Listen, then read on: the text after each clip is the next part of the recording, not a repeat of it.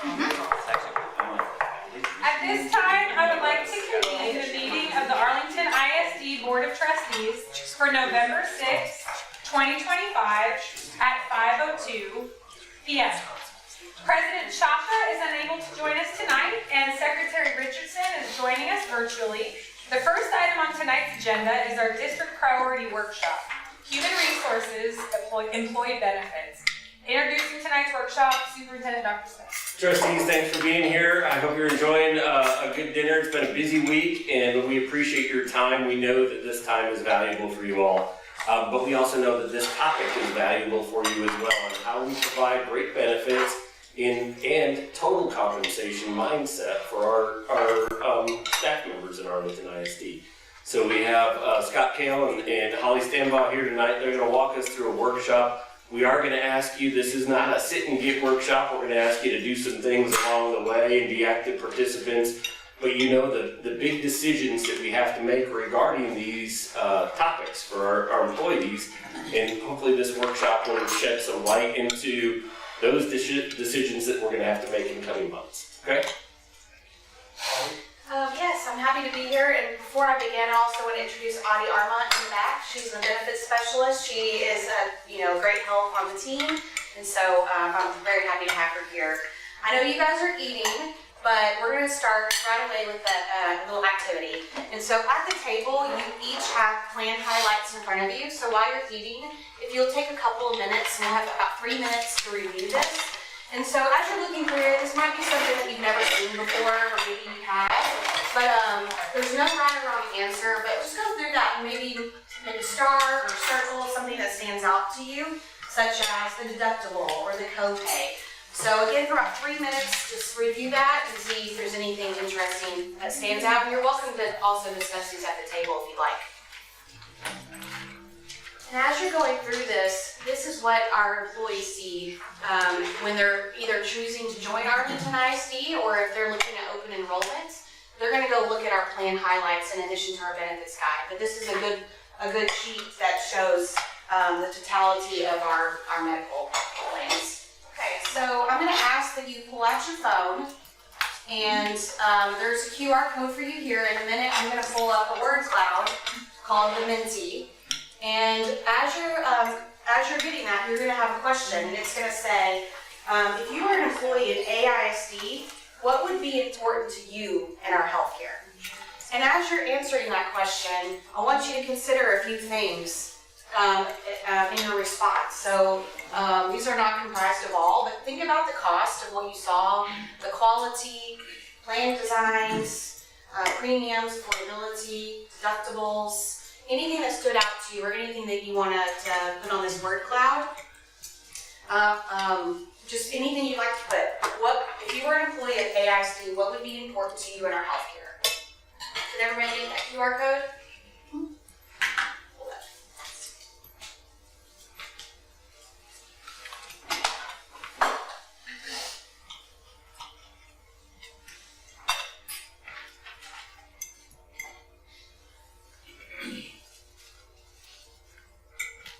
So clarity of coverage, deductibles, and affordability, those words stand out. Out-of-pockets, prescription costs, HSA, that's helpful. So if you're on not all plans you can use an HSA. So if you didn't know that, it has to be the high deductible plan. So if you wanted to enroll in primary, you wanted an HSA, you wouldn't be able to have an HSA for that reason. So it looks like cost and affordability. I see that as a common theme here. Supports the entire family. So this feedback is helpful as we continue to plan into the future. I'll just put some answers in. All right, thank y'all.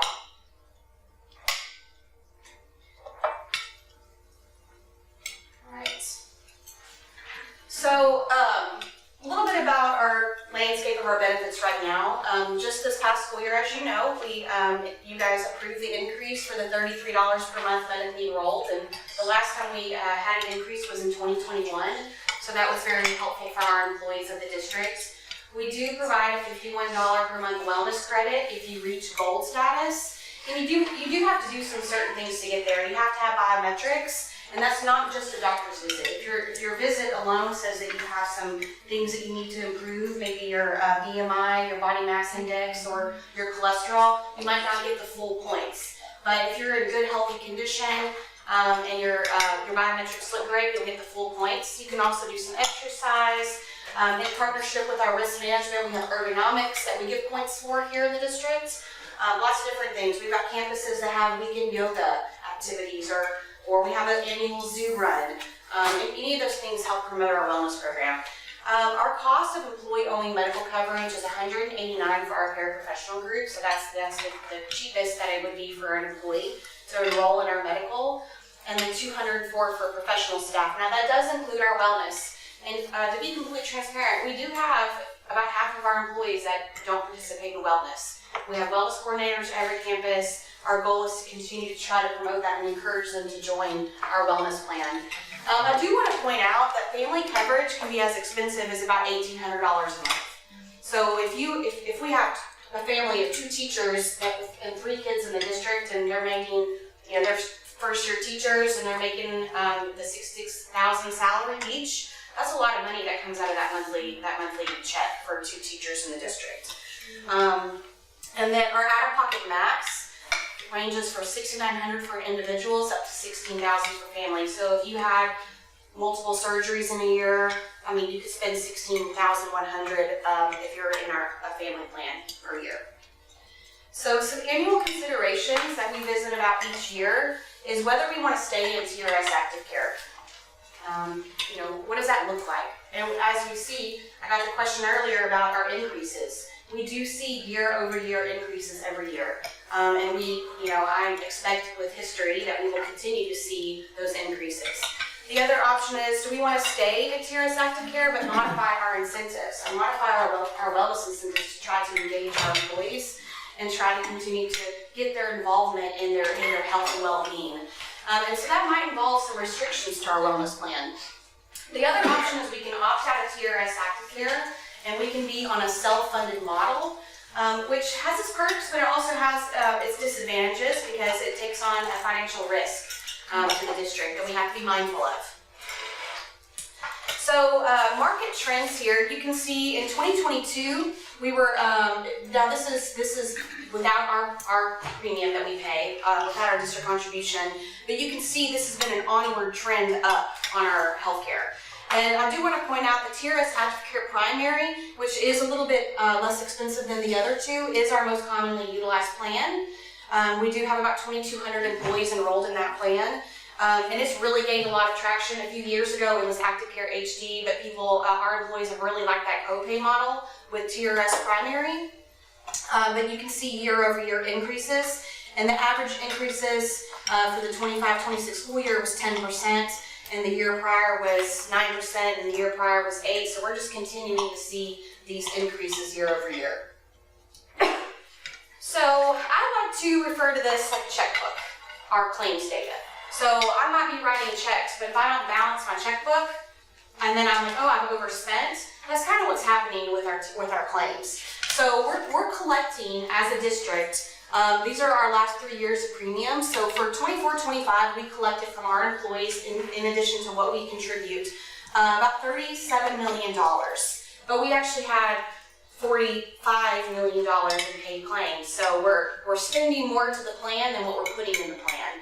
And so we try to explain that to employees, and that's why we want them to be involved in our wellness, because if we can promote our wellness plan and get our employees healthy, maybe we can see those paid claims go down. Now there are other things like encouraging our employees to go through smoking cessation programs, or asking them not to go to high pop-up ERs, maybe for strep throat. And they do that because they're just that's not something that they're familiar with. So we're trying to go out and work with our wellness champs to communicate those things to our employees. But our loss ratio for 24-25 was 122%. So we were 22% over what we actually paid to TRS. And so that makes it really hard when we're looking at trying to leave TRS. And it also makes it challenging for us to stop having these rate increases, because they're just continuing year over year for those reasons right there. And so for the district to be sustainable, we need to balance those premiums with those claims that we have. And ideally, if we could get below 100%, more like 90%, we would be in a really good position as a district. So there's some new legislation. Most of you are familiar, but if you're not, we could opt out of TRS active care and stay out for 5 years by December of each year. However, we had new legislation with this past legislation session that we had, and so we have the option to opt back in if we were to opt out before the 5-year period. However, there are some things to that. It's called a risk stabilization fee paid by the district, and what's been shared with me too, some districts have talked about passing it to the employee and saying, well, we're going to increase your already high costs, and we're going to pass that to you because the district, those districts aren't able to pay that expense. And so large groups can have a fee of about 10 to 40%. From my perspective, I don't know what our number would be, but if we're at 22% and over 122% in our loss ratio, I would venture to say we're probably going to be closer to that 40% than we are that 10%. Now that's a 1-year fee, but that's a lot of money. So we could opt out. That's a decision that you can make, but we also know that it comes with that risk. Okay, so we are going to spend about 15 minutes, and the first 10, I'm going to ask you to do an activity at your table. So you probably walked in, you saw the little tabletop here. This table's lucky enough to have 2. So you have a little tabletop, and each one of those has a purpose. Those are actually our high claims that we have as a district, okay? So the other thing is, those are the high claims that we have. In addition, you have a worksheet, and it looks like this. And it's got the high claims. Now, one of them is, I didn't put on the table, but it's preventatives. Preventatives are actually a high claim, but that's something we actually want. We want our employees to get preventatives so we can reduce these others, so that's not on the table for you to discuss. But we also have high claimants, and those are individual people. Those are either a dependent, which could be a spouse, or an employee, is a subscriber. So this one employee or dependent right here for this last school year was $1.4 million as a high claimant. So when you're looking at the entire claimants, you see that we have $31 million of just regular claims, but our high claimants were about $14 million. Now if I go back to, I'm going forward, sorry. If you go back to, hold on, what's happening with this? I know Dr. Smith, you had problems with the clicker the other day, now it's my turn. It was user error on my part, though. So if you go back here, we collected $36 million and our paid claims were $45. But as we go forward, our regular claimants are $31 million. So if we can find ways, I certainly understand some of these are absolutely out of the employee's control. But if we can find ways to get some of these through our wellness plan and some of these through our wellness plan, we're going to see that we might be in a better position. So I'm going to ask them, and this is something you're like, I'm not sure. You can Google if you want to Google. If you need to chat GPT and use a little AI for some help, go right ahead. But at your table, I want you to spend about 10 minutes with your activity. And on the back side, you can have either one person write notes, or 2 if you want to write notes. But on the back, there's interventions and employee buy-in. And I want you to think from your lens on what would be a good intervention to prevent, for this table, the circulatory. And for this table, it is neoplasms, which is going to be your cancer. And think about interventions, and also think about what we could do as a district to get employees to buy in to our wellness program to reduce these high claimants. So I'm going to give you 10 minutes to work on that activity, and then we'll reconnect. So y'all can talk amongst each other, and either one person can take notes, or there's it could be. It's poisoning. It also could be like soap ingestion. It could be any of those. So I'd like to hear from each table, and you can have one speaker, and just tell me about who wants to be the speaker at this table. Tell me about what y'all had to say. Yeah, sure. So we had a few. So we are circulatory.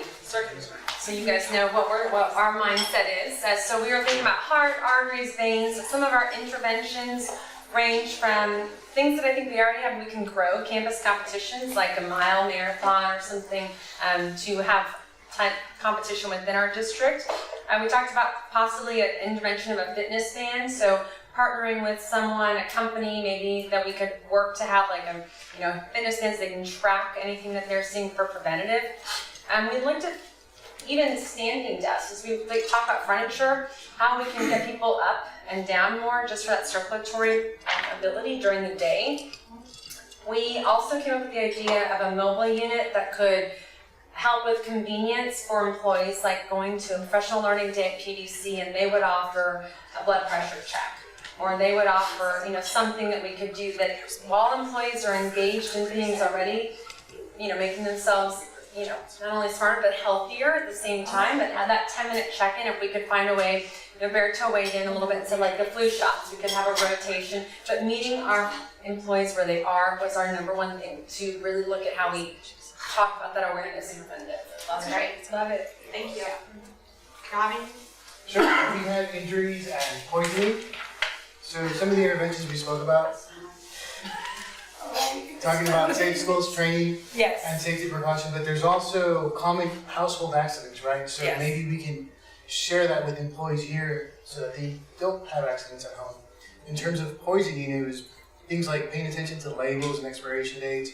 As far as employee buy-in, having just streaks, a lot of workplaces say 50 days without an accident, 51 days without an accident, things of the sort. Yeah, that's great. Thank you. What about over here? So ours is very similar to the circulatory.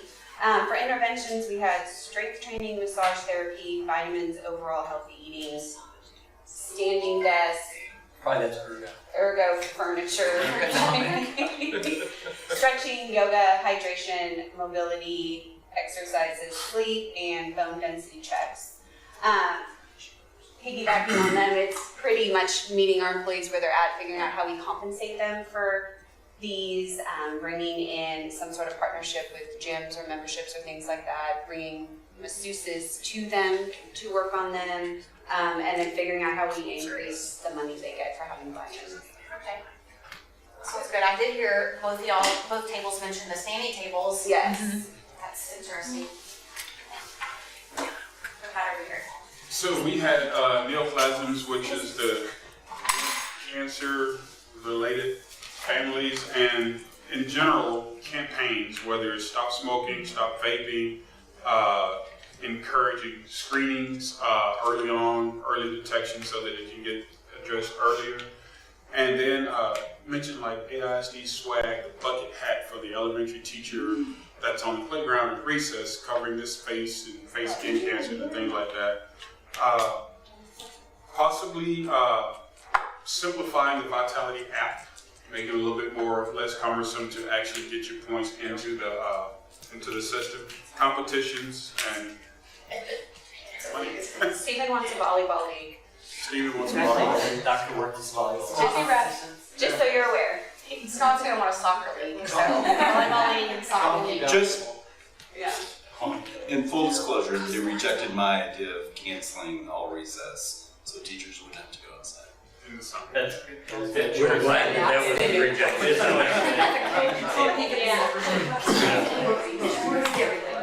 Well, I hope this activity kind of got your wheels turning on it. There's no right answer here. There's a lot of things that we can do, and we'll take this feedback and we'll talk to our champs about it and continue to try to work through these and see what we can do to continue to make progress with our wellness program. So next, I kind of want to go over some stakeholder feedback. We've the past, we'll say 18 months, have done surveys. We've done surveys with our steering committee, our wellness champs. We've also asked our champs to talk around the campuses. We've done stakeholder feedback with our campus principals and department leadership.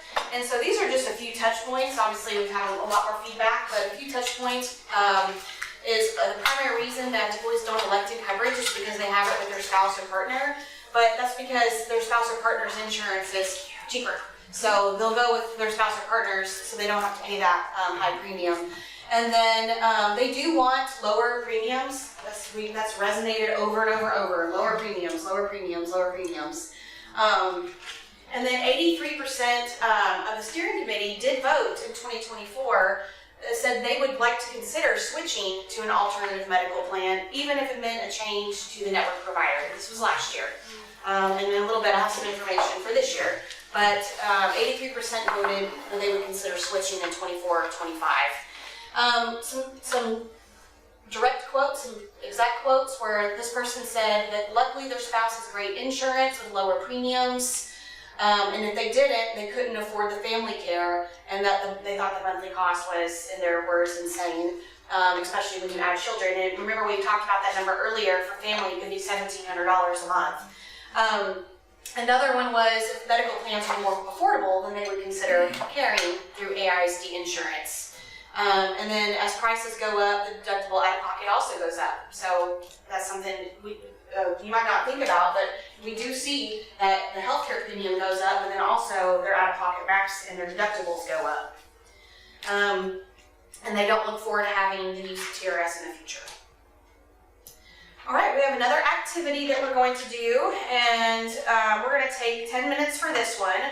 So I want you to take 5 minutes, and I want you to, and I gave you some prompts here to think about as you're doing this. I want you to write on sticky notes strengths, weaknesses, opportunities, and threats. So you can do a couple for each, or one for each, or however many you want to do.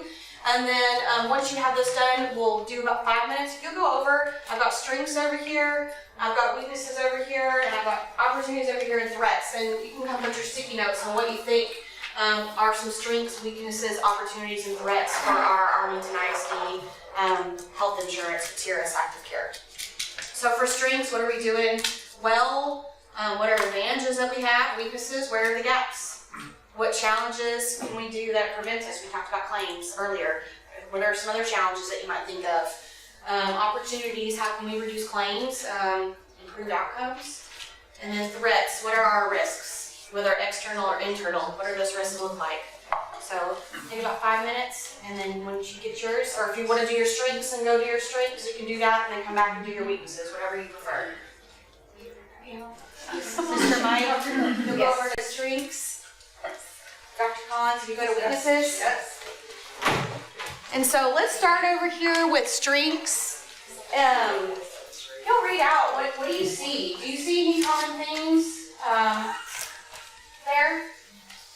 Or are they all individual? Contribution. Contribution? Additional district contribution. Okay, that seems to be a common theme. 1, 2. Read aloud for the group, please, Mr. Mike. Wait, what do you say? Additional contribution. Contributions. She's seeing several of that under the strengths. Yeah, She wants to hear all of the stickers. Oh, you want me to I thought go that's over what we were doing. The theme. No? They're looking for the theme. Oh, I'm sorry. I apologize. If there's more you want to read, Okay. go ahead. Sarah. Telehealth. Volume of employees, location of district, continually exploring options. Convenience of wellness and immunizations, wellness program access, and then the rest, there's people constantly reviewing, but then the rest are district contribution. Okay, great. What about weaknesses? So several about the cost of being too expensive, premiums too high, awareness of in-network providers, mental health, there's a couple for that, dependents not being included in the wellness plans, and then the wellness app specifically. Okay. Opportunities? All right, so increase district contributions to the health savings account. Next steps is self-funded planning. Advocate to get the same or similar coverage as other state employees. On-site clinic, this whole thing about the care clinic, expanding it to more than just community, actually employees. Educate our employees about what's covered and what's not. Ms. Fowler, what about threats? All right, a threat is changing plans means you may have to change your doctor, and you wouldn't get to have the doctor that you've always had. Another threat is maybe some other districts around us that offer better insurance plans or a little bit less expensive. changing doctors, other districts, and staff well-being due to cost. So yeah, mainly the changing of the doctor, I think, and worrying about other districts that offer better plans than we do. Okay. Well, thank y'all for that feedback. We definitely have some really positive things with our healthcare. One of the things Audie said earlier is our employee-only coverage is actually quite reasonable when you're looking at the premiums. But we also have opportunities and threats that were just discussed, and we'll take these back and continue to work on what we can do to continue to enhance our plans. So thank y'all so much.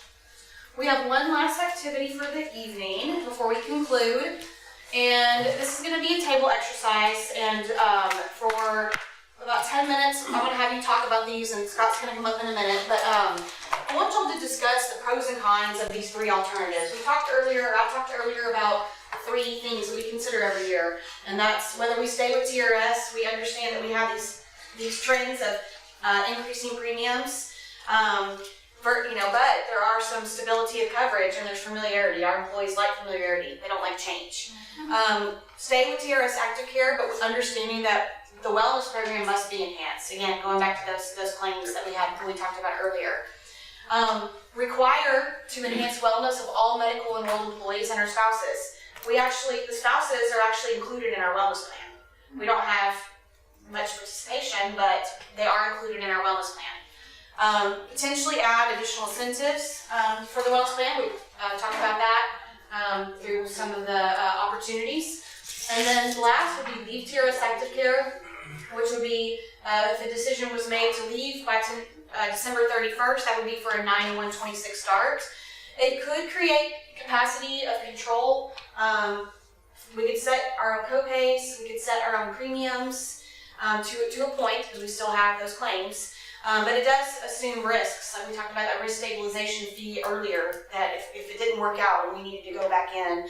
And then we also have to consider stop loss ratios, just like a insurance coverage for those high claimants. That $1.4 million high claimant, we would need to pay for stop loss insurance. So those are some things.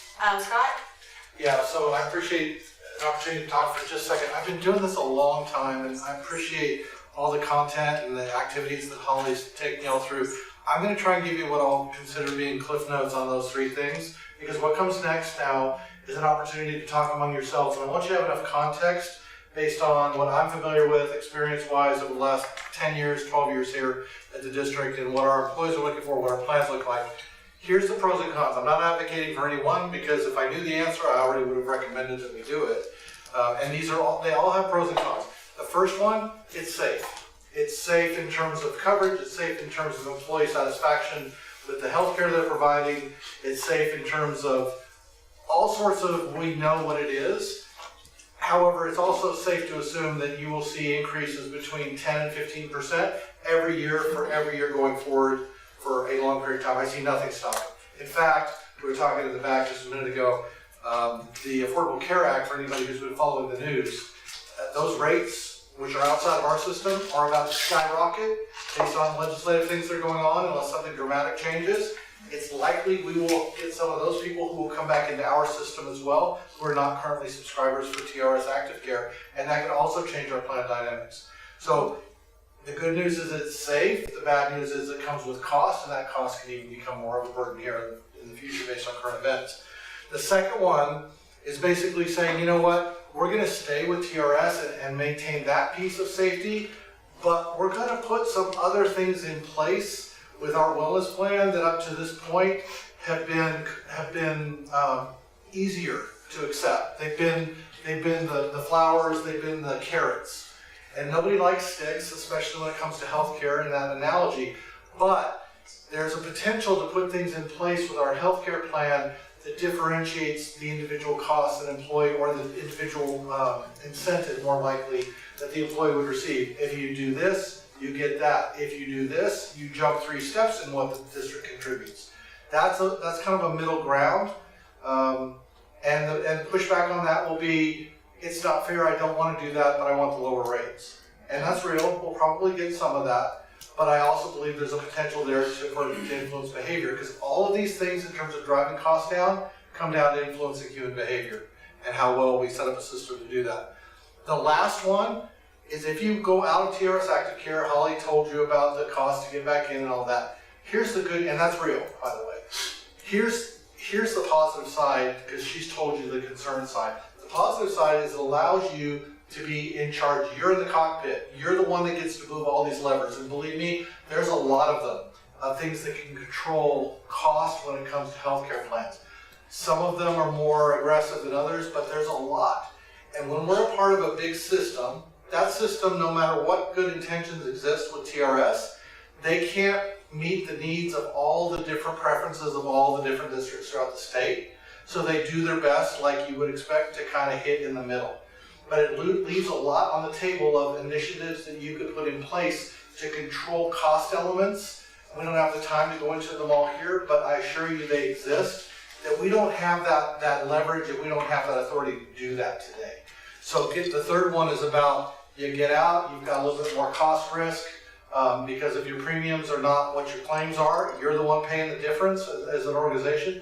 But on the upside, you're able to influence how your system works. And for example, you could consider going into a one healthcare system organization like THR, who sits right next to us, and say, we want the best cost book of business you can give us because we're willing to give you all our business and your systems all through DFW, et cetera.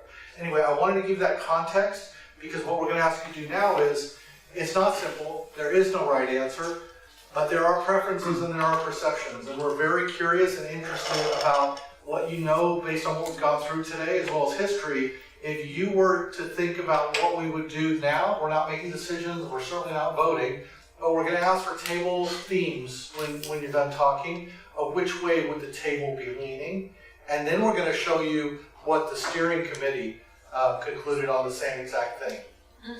Yes, ma'am. If we were thinking about number 3, could we also include surrounding districts to join in with us? Would that make the cost go down? So a consortium. And so you can do a consortium. There was one we were interested in a couple of years back. It actually has its own challenges of keeping the districts together. And at the root cause, you're not going to get the benefit of the size and scope of your population in a consortium. You're going to get it through TRS because there's tens of thousands of subscribers. You'll have a little bigger population, which will help some, but the real element that's going to address cost are cost control elements of how the plan works. And if you broaden it beyond your individual district, every additional district, you lose a little bit more influence on what those cost controls can be. Okay, thank you. It's a great question. So as Scott said, if you'll discuss pros and cons to these 3, and then we'll ask for the table theme, and then at the conclusion, I will actually show you the feedback from our steering committee. So about 5 minutes, and then all right. So I've heard a lot of great conversation, and I do want to hear what the table theme is. But before I do that, I do want to show you our steering committee. So we asked very similar questions to them, and the feedback we got from our steering committee was about 47% said that they would recommend leaving TRS Active Care to create more capacity. And we had about 38% that said to stay, but they want to enhance wellness. And then 15% said stay as it is. So I'm not sure if that was what you were expecting, but I heard an ooh over here and an ah. So the thing, Holly, is I don't think people understand, and I don't really understand at all, but they think, okay, we'll just leave and we'll go do our own thing. And that sounds great. But there are so many hidden costs and all those things in there. I don't think people really understand that. Yeah, we did. There are some more questions that we asked them. One of them was if the premium stayed the same, but the out-of-pocket max and co-pays were less, would you consider leaving? And the answer was primarily yes. So I think that they're looking for cost reduction strategies. So that's interesting feedback to what you said. We did go over the high claimants with them as well. I think there was some that caught on to what that meant, some didn't. So we'll continue to touch point on that. So because we want them to be the voice at the campus. So any table theme here to those 3? We were talking about option 2. Real quick, did the steering committee have context what surrounding districts, who have left TRS are being faced with? Because I think that that's key context. They don't. That's not, I mean, because that's hard. I have reached out to some districts and they're not very open and candid about sharing the reasons why. Sure. I have, talking to TPA, some of those reasons are they don't have some of the cost control measures that maybe should have been put in place. Yeah. So those are things we have to be very mindful of. Sure. We were just talking about how that's really important context, and a lot of our staff, they come from other districts and they actually experience leaving TRS and the Troubles. Yeah, I didn't want to say it, but the cost that came with it. Yeah. And then on top of that, you're likely to have to change your providers. So is y'all's table thing more of a stay with, or? we like option 2. We like exploring option 2. Is that right? Okay. What about over here? So I don't want to say all of us. Well, no, all of us were in favor of 3. The one piece that gave some anxiety to some people at the table would be that potentially leaving would mean we're not in a network that offers as many choices for providers, and therefore you might have to change your doctor. And so that gives some people some heartburn. Yeah, and those are real concerns. Those are things that we are mindful of. What about over here? So well